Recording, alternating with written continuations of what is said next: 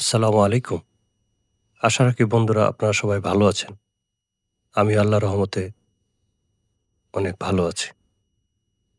বন্ধুরা আজকে আপনাদেরকে নিয়ে যাব দেওয়ানগঞ্জ উপজেলার টিনের চর নামক জায়গায়। এর জন্য আমরা এখন আছি বাদরাবাদ ঘাটে। দেখতে পাচ্ছেন সারি, সারি নৌকা এবং সেই বিস্তীর্ণ ফসলি মাঠ যেখানে অনেক আখের চাষ হয়েছে। আমরা এখান থেকে নৌকা অথবা ট্রলার যোগে যাব সেই টিনের চরের উদ্দেশ্যে। টিনের চরে যাওয়ার আগে আমরা এখানে একটু জিরিয়ে নিলাম এবং চা চক্র সেরে আমরা এখন ট্রলারের জন্য অপেক্ষা করছি। বন্ধুরা অলরেডি আমরা ট্রলারে উঠে পড়েছি। দেখতে পাচ্ছেন দূরে একটা নৌকা যাচ্ছে। সেটা হয়তো কোনো কৃষকের নৌকা। সে ঘাস কেটে তারা নিয়ে যাচ্ছে। প্রচণ্ড রোদ। সেই রোদের মধ্যে আমরা যাচ্ছি টিনের চরের উদ্দেশ্যে। এখানের যাতায়াতের একমাত্র অবলম্বন হলো নৌকা। নৌকা ছাড়া এখানে আর যাওয়ার অন্য কোনো উপায় নেই। মানুষ অত্যন্ত কষ্ট করে এখানে নৌকার জন্য অপেক্ষা করে এবং নৌকায় পারাপার করে। অনেক সময় এখানে আ নৌকা বা ট্রলার ডুবির ঘটনাও ঘটে। আজ থেকে বেশ কিছুদিন আগে অ্যা এখানে কিন্তু একসময় ট্রেনের পারাপার ছিল। যেটা প্রায় ব্রিটিশ আমলেই থেকে এটা শুরু হয়েছিল এবং আ স্বাধীনতার আগ পর্যন্ত কিন্তু ফেরিতে করে ট্রেন পারাপার করত। বন্ধুরা দেখছেন আমরা অলরেডি নৌকা থেকে নেমে আ হেঁটে চলছি সেই টিনের চরের উদ্দেশ্যে। আবার আরেকটা ট্রলার কিন্তু তারা মাল ভরছেন এবং তারা আবার সেই বাহাদুরাবাদ ঘাটের উ উদ্দেশ্যে চলে যাবে। তো বন্ধুরা দেখতে পাচ্ছেন এখানে অস্থায়ী ঘাট। এখানে কোনো স্থায়ী কোনো ঘাট ওইভাবে নেই। কারণ আজকে পানি বাড়ে বা পানি কমে সেখানে সেই জায়গায় আর নৌকা বা ট্রলারগুলো আসে না। এখানে কিন্তু আ আসলে দেখা যাচ্ছে যে অনেকেই দুধ বা বিভিন্ন জিনিস নিয়ে এই পারে আসে অথবা এই পার থেকে ওই পারে যায়। আমরা এমন একজন ব্যক্তির সঙ্গে কথা বলছি যিনি আ দেওয়ানগঞ্জ থেকে দুধ সংগ্রহ করে এই টিনের চরে নিয়ে এসেছে এবং সে অনেকটা আক্ষেপ করেই বলতেছিলেন যে আসলে আ দুধটাই সবচেয়ে বেশি সস্তা। আ এখানে দুধের কেজি যদিও ৳৬০, তারপরেও কৃষকের সেই গাভী পালনের যে খরচ সেটা হয়তো উঠছে না। সে কারণে তার মনে এত আক্ষেপ। বন্ধুরা আমরা দেখতে পাচ্ছি সেই সবুজে বিস্তীর্ণ মাঠ, আ যেখানে একটু ফাঁকা, ফাঁকা বাড়ি এবং কৃষকের সেই গরুর গোয়াল যেখানে কৃষকরা তাদের গরুগুলা রেখেছে। পাশাপাশি অনেকেই নৌকা মেরামতের কাজ করছেন। এখানে নৌকা বাইচের যে নৌকা আ সেটাও প্রস্তুত হয়।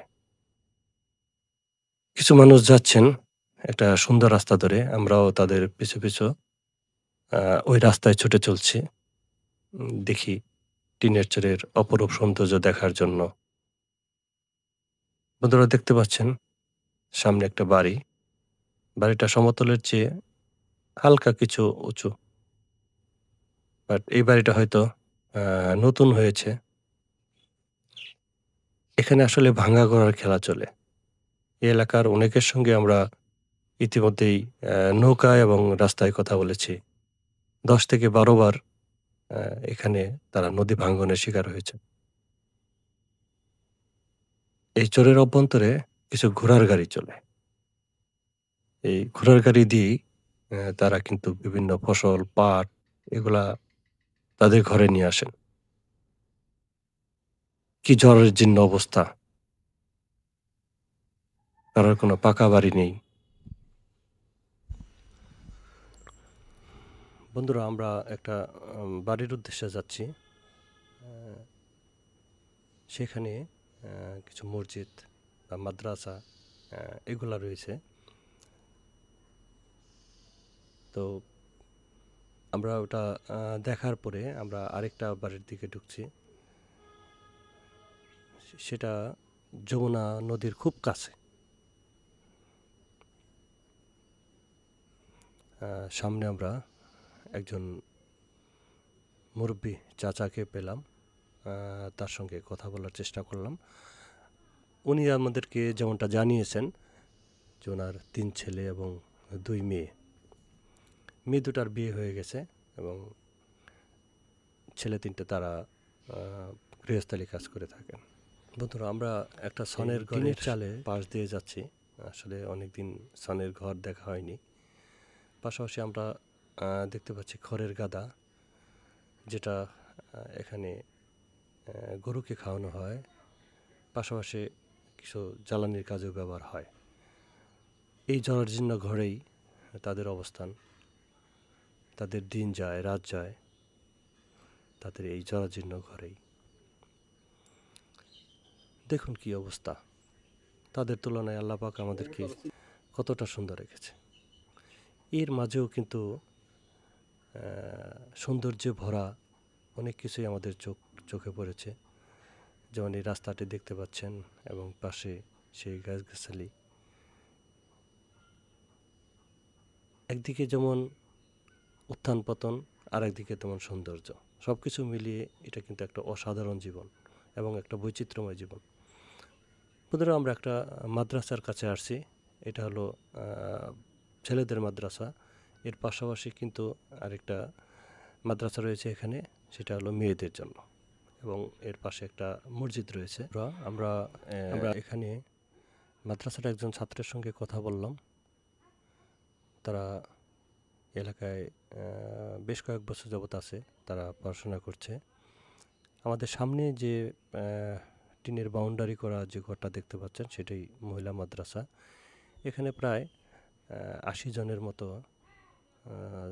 ছাত্রছাত্রী আছে।